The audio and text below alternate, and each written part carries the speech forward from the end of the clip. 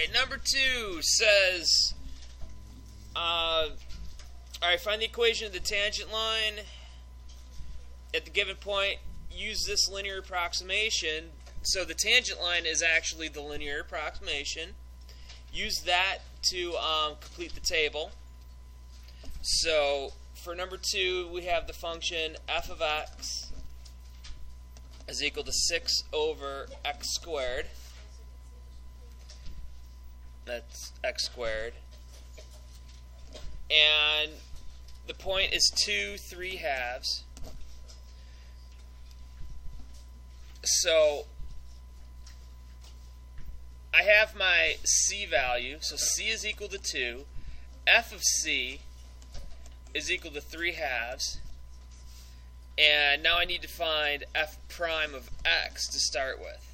So I have 2 of the 3 parts that I need. So, easiest way, we want to make this into a power rule instead of a quotient rule. So 6 times x to the negative second power. So what do we got as a derivative here?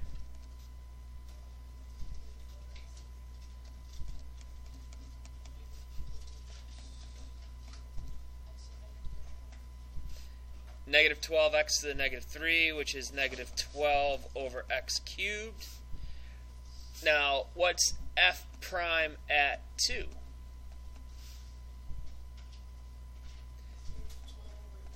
Negative 12 over 8, because you put in a 2, 2 cubed is 8. So this would be negative 3/2. Is that okay for everybody? Alright, so now we need the equation. The tangent line is going to be y is equal to f prime of c times x minus c plus f of c.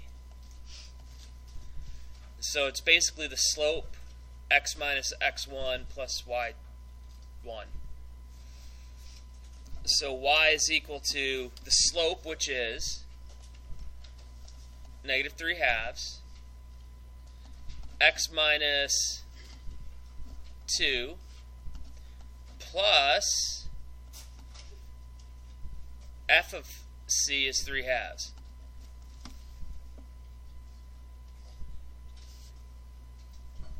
Distribute. Y is equal to negative 3/2 x. So what's negative 3/2 times 2? It'd be positive 6 over 2, which is 3. So 3 plus 3/2. So how much is 3/2? 1.5.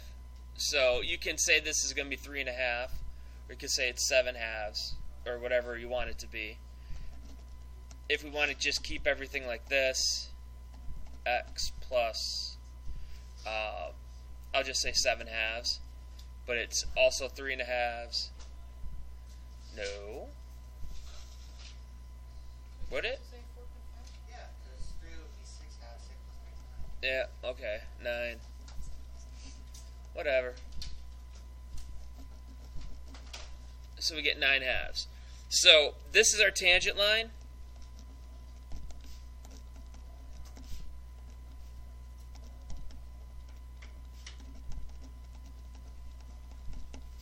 And it's our linear approximation.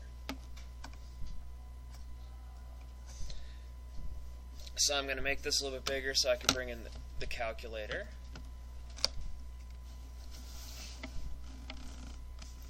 Find a unglared spot here.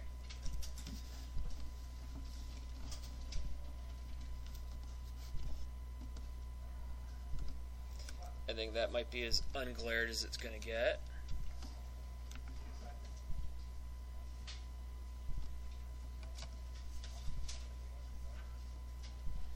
Alright, so now what we need is, I'm going to make this into a vertical. 1.9, 1.99, 2, 2.01, 2.1. There's f of x, and then there is t of x. What do you think t of x stands for? The linear approximation, which is your tangent of x. So this is your linear approximation.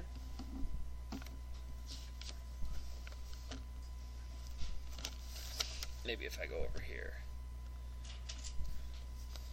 Nah, it's not really working. Maybe if I make it darker. Darker works. Ish. Oy. Alright, we'll go here. Alright, so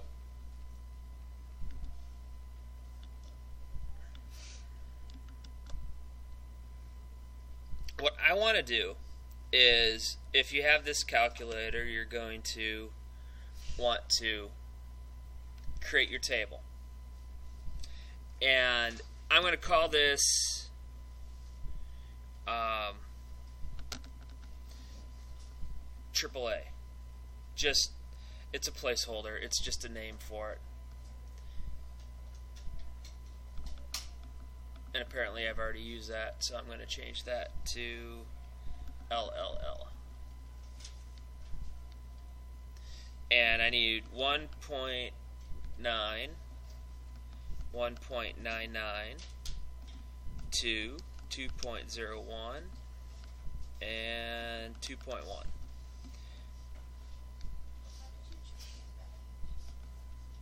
These values right here, that is in the book. The table at the top of the book says, I want these are my x values. Now, for this one, I want to put in, and for my x value, I want to use the LLL. Granted, it's not the best name ever, but we'll be able to work with it. The function, remember, f of x is equal to 6 over x squared. So I want this to be equal to 6 divided by my variable, which is there,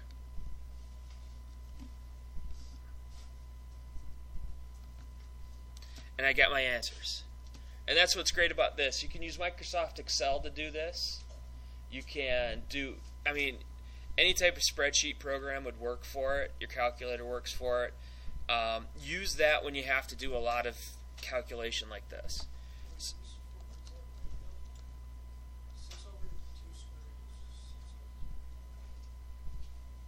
6 over 2 squared is 6 over 4, which is 3 halves. I got that one right. I didn't get the other one right. I got that one right, though. That's 205. That's 1.51511. 3 halves, 1.48511, and 1.36054. And now I want to put in the linear approximation, which is, that's going to be equal to negative 3 halves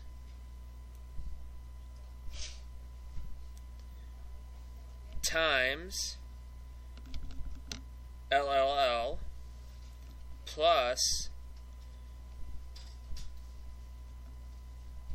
9 halves. And I get 1.65 here, 1.515, 3 halves, hey, that worked pretty good, 1.485, and 1.35. Alright, so we completed the table, we got our values, we based this off there. Now, taking a look at these values, are they pretty decent?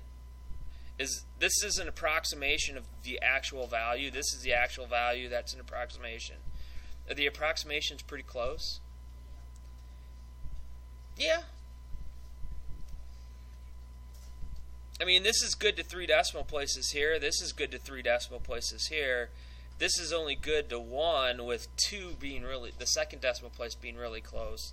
Second decimal place being really close. So it's really close at that point. but it's not exactly there. So that kind of lends a little bit more evidence to the fact that, you know, the farther we get out away from, since 2 is the target, the farther we get away from 2, the less the approximation is going to be accurate.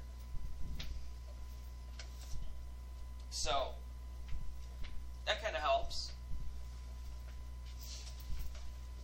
And the nice thing is when you have this calculator, all we're going to have to do is change these 2 parts afterwards to create our table.